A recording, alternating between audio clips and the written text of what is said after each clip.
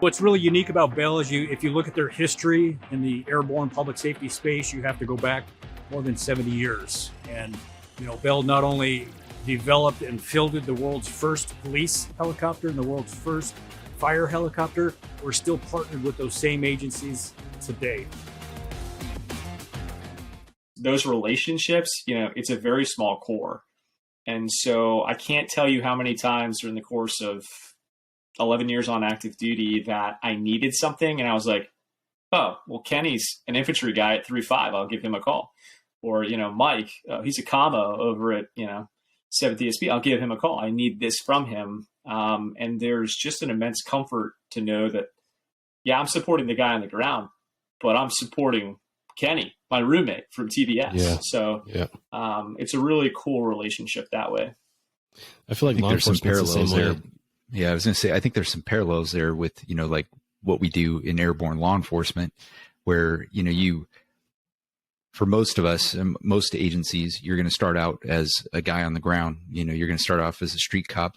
So the people that you're supporting, a lot of them, the more time you spend in the air, the less guys on the ground. But at the same time, you've done the job, and we've talked about it before. But one of the things that comes up a lot of times in the comment sections and helicopter pages and stuff is when there's a agency hiring or a person's selected to be a pilot, the civilian trained or the aviation background people go, oh, it's ridiculous that they're taking a street cop and training him to be a helicopter pilot instead of just hiring a helicopter pilot to come in and fly the helicopter.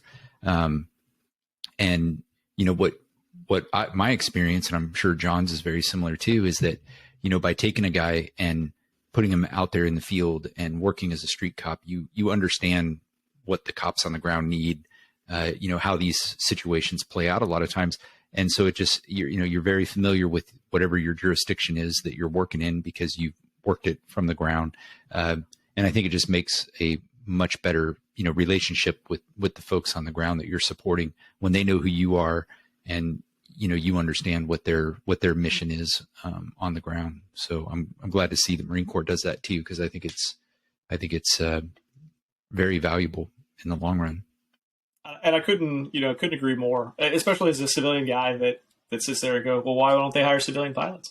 But I sit on the side of it that, that's the big argument as a close air support pilot that, well, I've done TBS. I understand, the ground scheme of maneuver. I understand how they're going to attack the objective.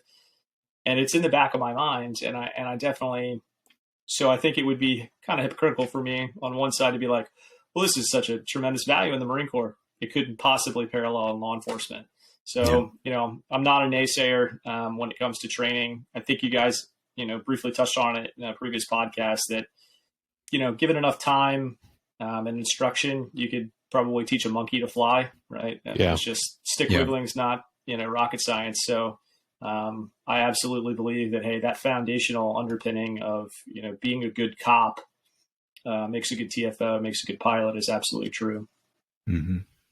Typically, I'd wait till later in the conversation to jump ahead and talk about this, but I feel like it's a kind of a good natural point for us to talk about what your experience has been coming in as a civilian pilot for Virginia State Police and some of the challenges that may have come as a result of that.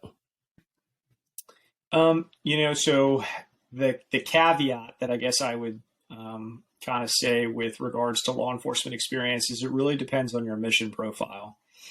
And for what you will do in patrol, that's 100% correct. In fact, you can't have a TFO that's a civilian. The comment that I really liked in a previous podcast is, a helicopter without a TFO is just a tour helicopter. It's like, I mean, that's true. But I would say that, probably 60 or more % of what we do at the Virginia State Police is air ambulance. And, I would say that the importance of having that law enforcement background kind of fades away in the air ambulance and search and rescue mission. Still pivotal in the law enforcement, the pursuit support, the surveillance missions. But for the day-to-day of what I do, it's not as critical. So for me, the big thing was try to curb that learning curve of how can I get up to speed. We kind of talked about it offline. I started reading, Kevin Means books. I started following Brian Smith. I started listening to Hanger Z, anything that I could do to kind of force feed that knowledge of how to be a good cop. To include calling my brother, right? I talk to my brother a lot about, hey, well, what would you do, or why would you do this? So, there's definitely some pieces to it that you miss out on. You talk about knowing people. It's so funny. The trooper pilots, they'll hear a badge number go out over the radio and be like, oh, that's so-and-so. He's working this wreck. And I was like, what? But they're like, oh, yeah, he's been in this area for 10 years. Yeah, I know. We went to the academy together. And I was like, oh, cool. Yeah, that's huge. When I remember, as a TFO more than a pilot, but as a TFO, you were so familiar with the guys on the ground and their tone of voice. You could hear them putting out traffic, and if their tone of voice sounded different, you'd be like, hey, head over this way. It doesn't sound right, Or you could tell just looking through the camera at their body posturing. I know this guy, and I know if he's putting his hand on his gun like that, like something's up, and so you automatically call for another unit to come in without him asking. You just know. So that stuff's huge. And I think that's, we talked about with Steve, I like the idea. What's that? I said, let's not talk about Steve. No, I'm just kidding. I'm still getting over that surprise. He wanted me to bring his name up in this episode, so I did. But no, we talked about, rotational TFOs. I like the idea of having a TFO without a service time, if you will, a 4-year limitation or a 3-year limitation, whatever agencies impose, because I feel like it takes so long to become proficient in that job. And once they become proficient, they rotate out. But again, the flip side of that is if you're bringing TFOs in every 3 or 4 years, most of your TFOs are always going to be in touch with the guys on the ground and in touch with whatever tactics they're currently employing. Because I guarantee the tactics that they're employing on the ground today, while they're not grossly different than what I did, they're different, than what I'm used to.